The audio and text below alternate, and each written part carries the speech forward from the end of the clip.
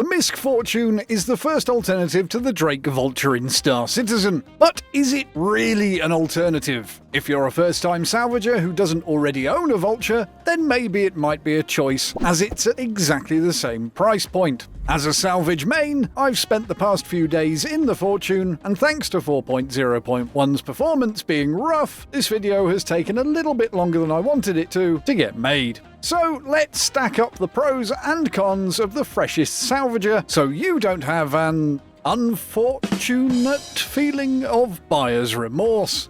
And if you're not already a Star Citizen, use my referral code to get a bonus Drake Dragonfly, and for more guides, bug workarounds and showcases, please be sure to subscribe.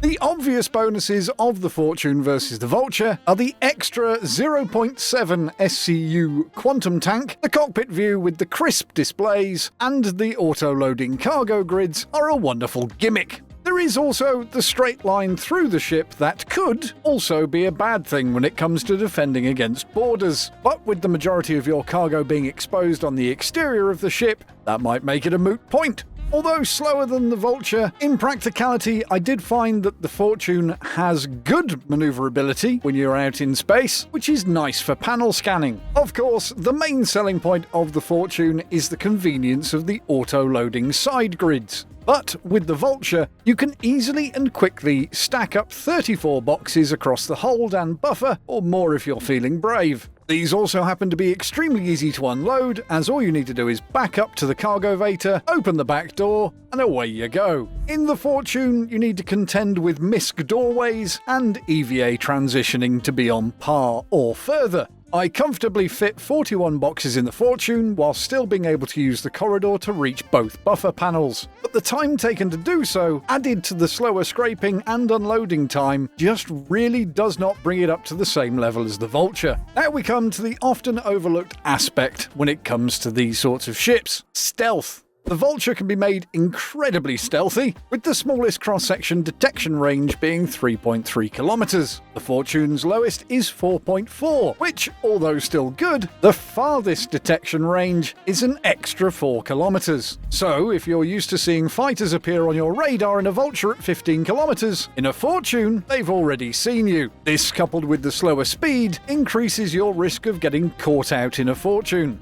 As this was once again a blind ship sale, there was no chance to bug hunt on the PTU, so there's already quite a few issues being raised for the Fortune on the issue council. I'll leave a link in the pinned comment for you to contribute to them, and one particular one that seems to be gaining traction is that the buffer eats RMC once the grids are full. I've tried to reproduce this many times and only ever reached the same conclusion. Once the grids are full, each side has a one-in-the-pipe mechanic, so the printer also stores one box on each side, ready for when you press continue ejection. So, would I recommend the Fortune over the Vulture? No, not as a standalone pledge. It's nice to have something different, and extremely refreshing for CIG to release a ship that's not easily a bells and whistles, look at me, I'm better than the last one ship. If you really want to add the Fortune to your fleet, I'd recommend using the Warbond CCU chain option to get it heavily discounted. Cashback. Because the $175 price point is just a bit too much in my opinion, and it should have been priced at the most the very same as the Prospector. Would I recommend the Fortune to a first-time salvager? Yes, but only when it's available to purchase via in-game credits. Much the same as I currently do now with buying a Prospector. I don't have one pledged, but as soon as I've got enough Alpha UAC, I head to New Deal at Lawville and grab myself the Prospector. Let me know in the comments what your thoughts on the Fortune are, and I'm interested to know if you outright bought one, CCU chained, or are planning to just buy one when they're available in-game. Until the next one, fellow citizens, fly safe and beware the bugs.